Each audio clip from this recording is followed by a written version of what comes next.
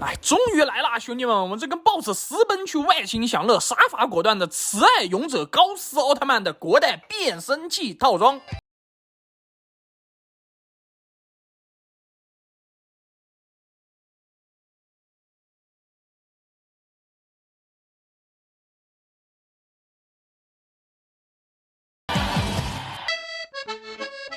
还记得当年烧了不少评审老哥吸的精，搞了65集剧集加一堆剧场版的高斯奥特曼的剧情风格是真的让人眼前一亮。而这次国代搞出的变身器呢也是一样，上来是直接金漆加珠光全面涂装，毫不偷色，完事再附送上UR级别的盖板隐藏螺丝孔，整个漂亮的外观表现圈只要100块，可以说是给现在又潮又贵的机型市场一记重拳。谢谢你国代。当然其本身这个像个什么菊花爆裂器的造型设计呢，可能有些朋友不太喜欢啊，那没关系，我们直接跳过来看其玩法。上来我们装好电池，再按动这边就能还原它在剧中手搓出变声器的音效。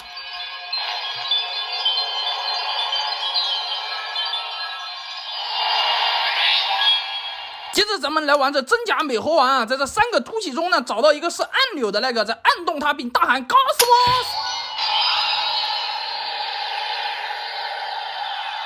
那么这是很短暂的一段音效之后呢，我们就变成这遇事不决先好好讲道理的月神形态，而整个玩具在发光发声的同时呢，也会瞬间爆开，并且弹出的力度啊还挺大的。而这变完了之后呢，我们再短按一键就能触发这个弹喷了用的物体谈判形态。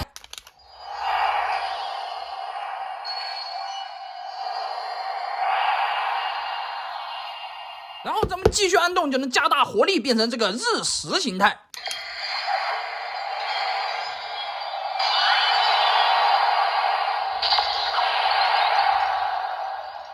一圈听下来，其实感觉比起现在那些纯洋文辨识度极高的音效呢，这些古早音效吧，可能不太好分辨。不过最后这一段神圣感拉满、特别长的音效呢，倒是辨识度很高。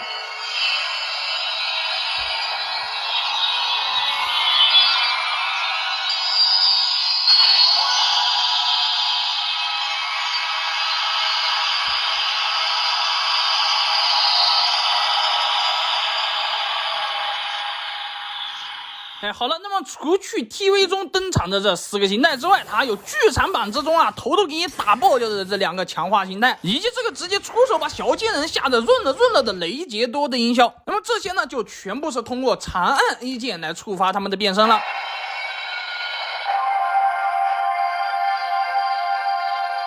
当然，这几个剧场形态呢，也是按顺序来的。首先呢是宇宙日冕。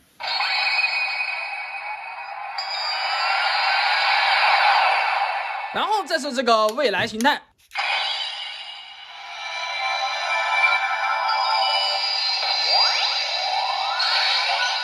最后除去是万大礼包一般的变换形态音效呢，我们这边还可以长按 B 键来触发它的计时器音效。只是可惜呢，它没有塞 BGM 或者战吼啊，成为了这个产品的遗憾。但 BGM 吧，大家懂的都懂，后面他们的安排会是咋样？而必杀技呢，它则是全都有所收录，只要在对应形态短按 B 键就能触发它们的音效。